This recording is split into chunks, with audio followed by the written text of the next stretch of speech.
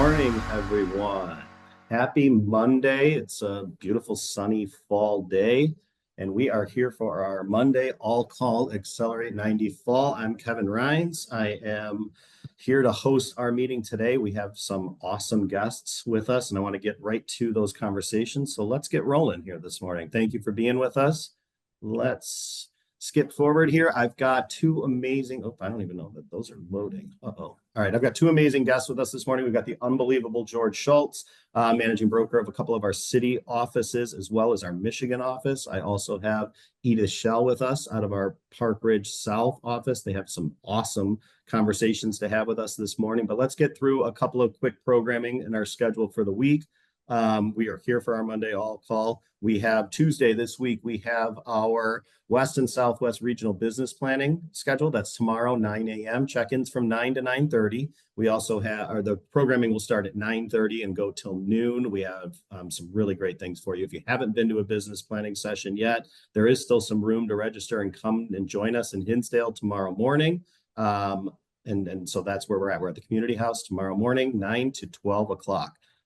We also have Expo coming up. Expo is Monday, November 4th. If you haven't been to an Expo, don't miss this one. We have some phenomenal guest speakers lined up for us. Registration is open still. We have that QR code on the bottom of the screen. If you haven't registered for Expo yet, please scan it and register. We have some amazing speakers. Phil M. Jones, the author of the Everything series of exactly what to say. He has a realtor books for that. We have some 5 or 6 other really phenomenal speakers lined up for that. So join us on Expo. And then Ninja Installation, we have coming November 12th through the 15th.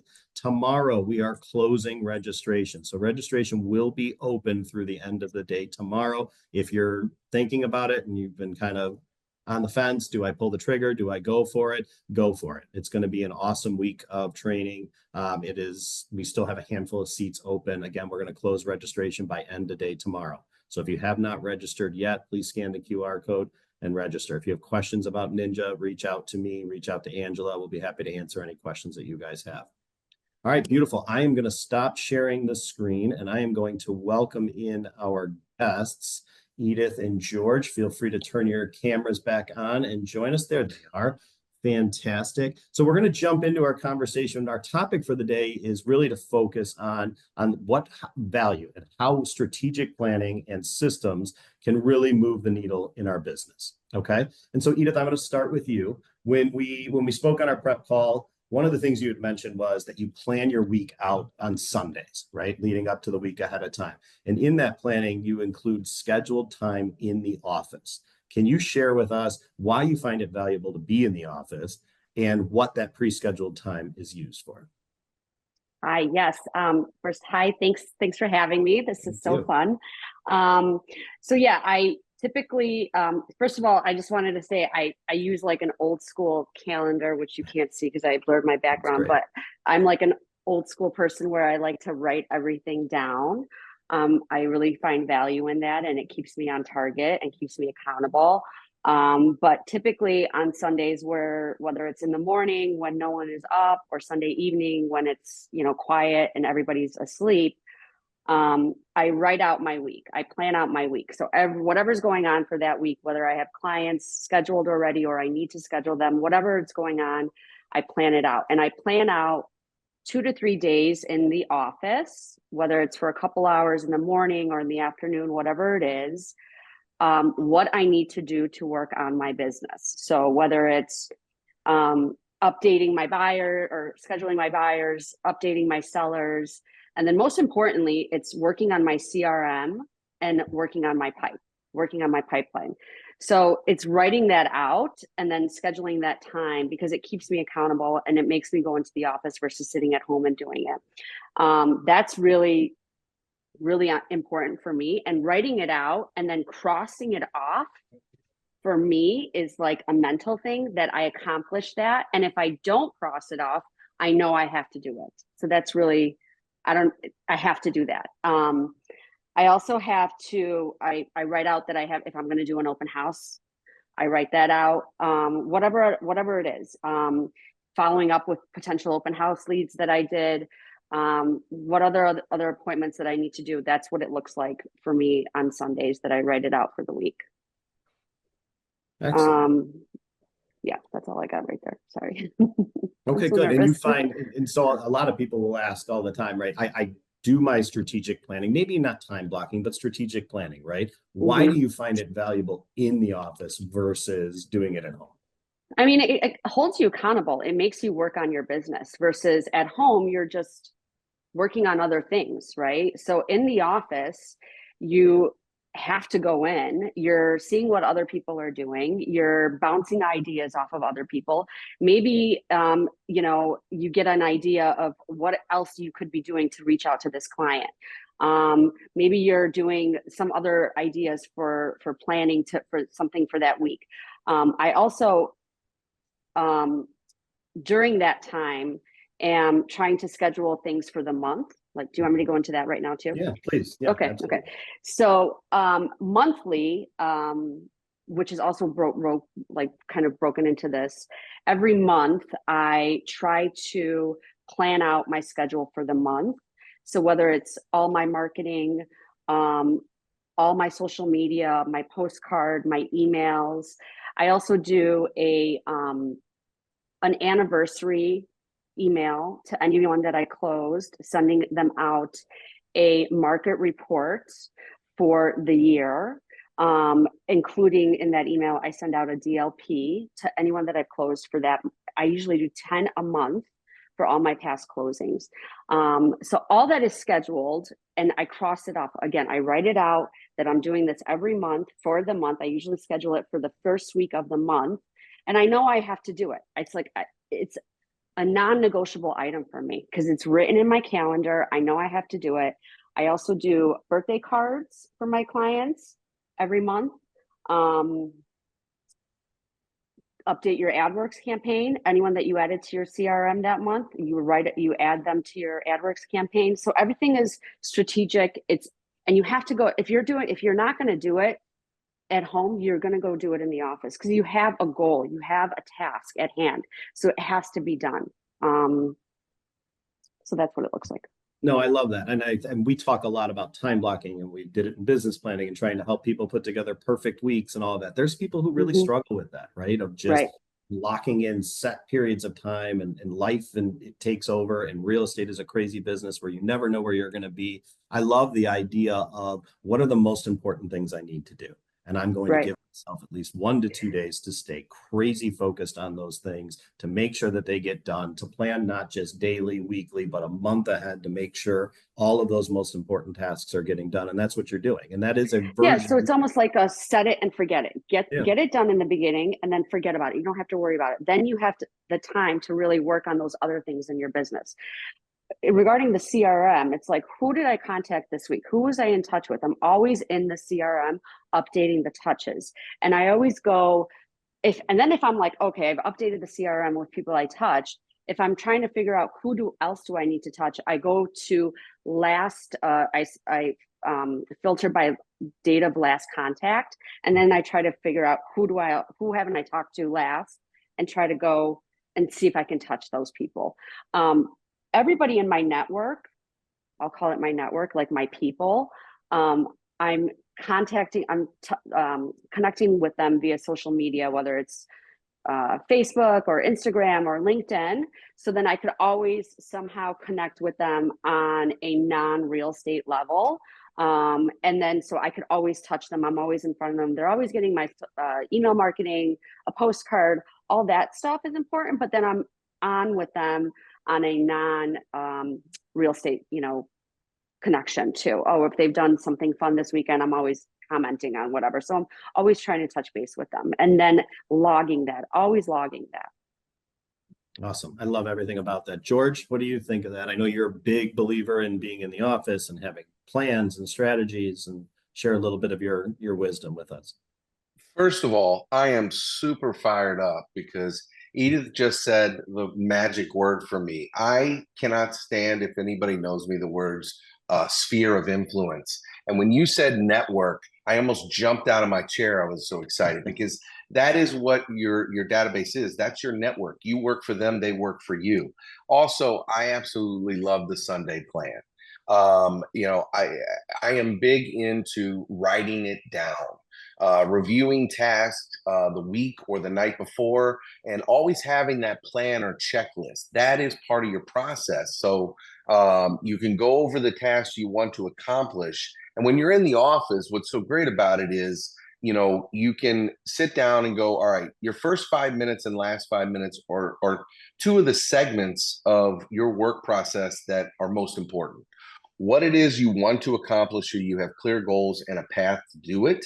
And then the last 5 minutes to review and say, what did I accomplish? This can help hold you accountable. Also, being in the office and scheduling time is so important. And I've talked to a lot of people about this. I've done it myself. I wish I did it more, but I think a lot of people in this business are have a little bit of ADD. And something that that's been prescribed is the Pomodoro method. And that's, basically a timer method where you work 25 minutes of focused work with a 5-minute break. So then you start to look at your tasks for the day and say, how many Pomodoros will it take to finish these tasks?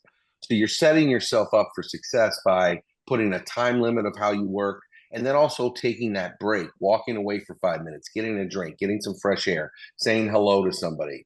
Because a lot of people say, being in the office can be distracting for them. Well, we have a lot of space in our office. There's plenty of compartmentalized places that you can find to really be focused. And then, as far as coming in the office, some people like it, some people don't. I just want you to ask yourself the question, how is it working for you now? How effective are you if you're working at home, or even if you're working at the office? Always ask yourself, how effective are you being? And a lot of times, I'm big into space. I think space influences everything we do. So what are your designated areas for work, for relaxation, for relationships? Space is everything. So the office, I feel, is a place where you can say, this is where I work. This is where I get things done, where I work on my business. And then the other bonus of being in the office, Edith touched on a little bit, or was about to, I think, is it's also a place for collaboration. It's instant feedback. Everybody can grow together, and that's what I love about how if you come into the office, you don't have to be here 8 hours a day, 2 hours. Come in and out, because this is where your most important tasks can get done. And as Jeff Bezos said, he always says that the MITs are done in the morning. So that's where you want to set yourself up for success. But thank you for saying network. My God, I was like, I got chills. Yeah. I love everything about that. All right, so perfect. Now that we have, excuse me, now that we've talked about our strategic planning and setting ourselves up for success and really being intentional in what we're doing with our business, let's shift gears a little bit. Excuse me, frog in my throat. Let's shift gears and talk about systems, okay? And so one of the things we talked about, again, Edith, you mentioned, really for you, it was when you hit that $5 to $7 million mark in your business and you really started to focus on tracking your business and where is your business going. Could you share with us a little bit about what systems and strategies you're using to really help you take control of your business? Yeah. So I try to track as much as I can. And with we have so many different tools that you could at your disposal that you could do that. The CRM, the pipeline, the last session of Accelerate90, you sent out that awesome spreadsheet that I love, that Excel spreadsheet that I love. There's, in business planning, there's different formulas that they came out with that we could track, different ways to track our business. And when I hit those numbers, the biggest question I had was, how do I know if like to grow? What's the formula to like grow your business? We're in a commission-based business, right? And if you're not commission, like people get like bumps in their salary, right? So like my question was always like, what's the bump? Like, how do I get to that bump? Like, what's the formula there? And it's how are you getting your referrals? How are you getting your next leads? What's that formula there? So there's the different formulas for that. In the pipeline tool, there's a formula where you can put in how many people you need to contact each month to get X amount of referrals, right? So you can put that into your pipeline and try to track that. And it tells you how many people you need to get a certain number of referrals. There's also a formula where you can track based on your estimated commission goal, how many leads per month you need to get in order to convert X amount of closings based on that referral. So I use that too. And in my handy dandy calendar where I track everything, I write in how many leads I need to get a month. And those are any kind of leads, anyone that contacts me, open house leads. I have most of my business is past clients, referrals, and then I do a lot of open houses too. I don't have a great turnover rate for that, but I still do them because they're free, right? And you just do them. What else? If you're not working on the weekend, you should be doing open houses because what else are you doing? So all of that goes into my leads. I track that. I track the open houses. And then I'm always trying to be working with buyers. So I track all this stuff every month. And they all go into my pipeline. And the goal of the pipeline is to put them in your cold and then move them up into warm, into hot, and then obviously then you're closing them, right? So they're always moving up and down.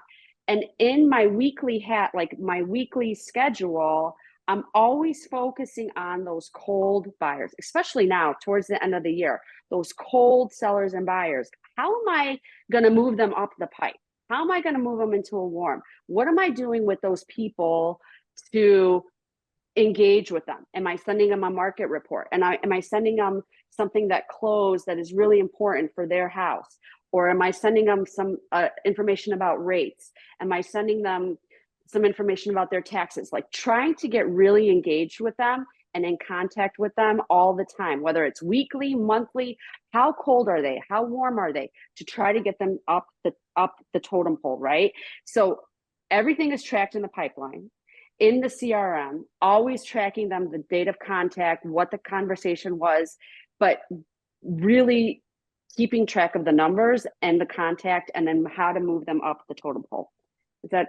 I love that so much. I'm gonna jump in real quick. There's so many things you just said that I absolutely love. First of all, you're hybrid, right? You're doing so many people started tracking their business with an Excel spreadsheet. Now we have the pipeline tool, which is incorporated with our CRM, which is beautiful, but it doesn't mean you have to abandon the spreadsheet, right? You want to make sure that everything is flowing into your business and you're not missing things. And so I love that you shared that. The pipeline tool that we've given you is awesome. It's phenomenal, but it doesn't focus so much on those cold leads, right? It focuses more on warm and hot. And I feel like what you just said about focusing on your cold and following up with your cold leads is what feeds that business to move it up and through. So often with brokers, we always want to focus on where's my next deal coming from? What's my hot lead? How am I getting my next paycheck, or where's my next success? But if we're not focusing on what's, so to speak, on the bottom of that pipeline to continue to move it up and out, then we're not feeding our business and we're not in a growth mode. Right. Yeah. I love the idea of a pipeline for a number of different reasons. One of the main things I love about it is in this business, you feel all the failures like a piano falling on your head, right? Yeah. It's a client and we beat ourselves up about it. If you look at the pipeline as I can move someone from cold to warm, that's a win. If I can move them from warm to hot, that's a win. You're giving yourself those small wins along the way that motivate you and keep you moving. Yeah. I literally, oh, sorry, go ahead, George. Go ahead. Yeah. I literally bold the people in the pipeline on who I'm going to contact this week. I keep them bolded. So it's a visual thing. I open the pipeline every day. Every day I look at it because I need to see those numbers. I need to see how many, what is that number? What is my goal? I bold them because and then I write their names down in my calendar. For my weekly touch, who am I hitting this week? I'm going to hit these people up. And then when I'm done with them, I cross their names out and I unbold them in the pipeline because it's a visual. It's like, and if they're still bolded, I know that I didn't hit my task. So it's like I'm crossing over on different things. And I know that might be a lot for people, but for me, it works. And it keeps me, so if they're bolded, I got to go to the office and I'm working on that in the office. You know what I mean? It's just, it's a mental thing for me. And I know it might be a lot, but I also want to say I love how the pipeline now, the new pipeline in the CRM. I love how it's just the flow is so amazing. You go in your buyer folder, you create a buyer folder, you send them the buyer listing presentation, and then it goes from it's the step by step by step, and everything is connected and everything just flows. You send them that, you send them your buyer broker agreement. They become a file in the DMS. Then they go under contract, and you can see the flow of them, and that's just like it's just amazing. I love it. Just got to say that. I just, Okay, go I ahead. think sometimes we forget what CRM means. Client relationship manager. I mean, it's more than just rankings. And I love how you use it to kind of, you take what's in there and put it, you go from digital to analog to digital. It works for you. And we always say, what works for you best? That's what you want to use. But the systems are designed to make you more efficient. And it's more than just rankings.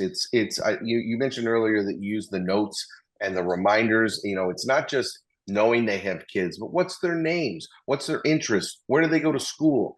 We demonstrate that we care about them, and then we also demonstrate our value with DLPs and market reports. And I love the annual outreach that you do. Most importantly, with pipeline and CRM or whatever system that you commit to, you're getting out of your head. You're into a system. It helps you. Pipeline's great. I borrow this from Caddyshack, where you see your future, be your future, but make the putt, Danny. But you write it down, right? You manifest. This is in a lonely business, in a stressful business, in a commission business. This relieves stress. And it also helps you build consistency, those daily tasks, the accountability steps that you use. And it's all about always being better. That's the only way we can be the best. If we always strive to be better, we work our pipeline to strengthen relationships, and we continuously demonstrate our value. This is the ninja world. This is working on your business. It becomes a habitual commitment that is measurable. And we talk about accountability, and we talk about goals. I mean, the most important thing about a goal is it's measurable. So we can see our progress, because that helps us get to that next phase. And I love that you're doing everything that is working for you and helping you grow your business. I love that you said that so much, that it's measurable. One of the things I always love to say is it's a scoreboard, right? You go, like, want to go to a sporting event, know what's going on. You're looking up at that scoreboard all the time. How much time do I have left on the clock? What's my score? Am I behind? Am I not? That's what your pipeline is, right? How much time do I have left in the year? I'm in Q4. What do I need to do to set myself up for next year? If my goal is to sell $10 million in real estate in 25, do I have enough business in my pipeline to hit my goal? Right. And that's a big deal, people. Like, I really want you to think about that as we're going into business planning right now, where what do I have in hot and warm leads? That's your business in 2025. Right. And so if I want a $10 million goal, I should be having $20 to $25 million in that hot and warm business. Right. Where if I only have 10 million in there, how likely am I to hit my goal? I need to close every single deal in that pipeline to hit my goal. If I have 20 or 25 million, I can crush my goal. Right? I feel really good rolling into next year that I'm in good shape. That's the mindset we want you to start thinking about, is really just constantly feeding it and feeding it and feeding it, so that you feel really confident in your business rolling into next year, that you know who to reach out to, that you're intentional in what you're doing. Kevin, that spurred something. I talked to a lot of people going into the past couple of years that, hey, we're looking at a market where it's going to fall in terms of, I always look at number of transactions and how busy the market is and the churn that's out there. And when you look at a pipeline going into 2 years ago, and I talk to agents and say, well, I have 15 million in my pipeline, I feel pretty good about it. Well, in a year where we expect transactions to have fallen 18%, that pipeline, your close rate is going to be lower. Right. And when we talk about opportunity in this marketplace and what's coming with interest rates coming down, the election getting over, and moving into something that should spur more transactions, I don't want people to get like too excited. But if you have, your pipeline, your close rate should be a little higher. But at the end, no matter what the market's doing, the work and the process and the system you commit to is going to provide you with that highest close rate. But it doesn't matter if your pipeline's empty. Right. And everyone's got a different close rate, right? Like you guys, that's why tracking your business is really, really important. If you do a heavy referral business and you've got a great network of people who are sending that referral business to you, it might be a little bit, your close rate may be higher. If I don't have an enormous network and I'm out there doing open houses or cold calls or truly marketing myself, I might have to have way more touch points in order to hit that goal. And so, be honest with yourselves as you're going into these plans and look at it and understand what your strengths are and what your weaknesses are. And then don't be afraid, like Edith said, to ask for help, to get coaching, to do those kinds of things that we need to do with our business. We work for an amazing company where you have a lot of resources at your disposal. Tap into those resources, whether it's other brokers in the office or your managing broker or your coaching and training team or whoever. We're all here to support you and help you. I mean, I have people in my pipeline from like 3 years ago, right? In my cold that wanted to list and sell. And they're like, but I'm still reaching out. I'm still like trying to get in them, right? Like trying to turn them over, but they're still there, but I'm still, you got to work on it. Yeah. Well, and those cold people, you got to remember that those are potential referral sources. Of course. So you can't just let them go. So it's great that it's kind of like when we talk to agents for years, like, some of us who have been doing this a long time, talked to agents for 10 years before we finally got an opportunity to work with them. Right. So it's sticking with that and understanding that it's the relationship that we're ranking, but that process of the cold, warm, hot, active, that's a different process. Right. Mm-hmm. Yeah. Well, we can talk about this for another hour, I'm sure, but it's almost 9:30, and so I want to be respectful of everyone's time. Let's wrap as we always do, which is sending the audience off with a piece of advice or motivation for the day. And I'll start with you, Edith. What words of wisdom do you have for the ag community? Okay, so I'm not like a very, I said this before, I'm not like a very sentimental person, but I was thinking about what I was going to say. And I have two kids. I have a 16-year-old and then an 18-year-old. And my 18-year-old has always played sports. And one of his coaches, when he was like 10, said to us that he is so coachable. And at the time, I did not know what that meant.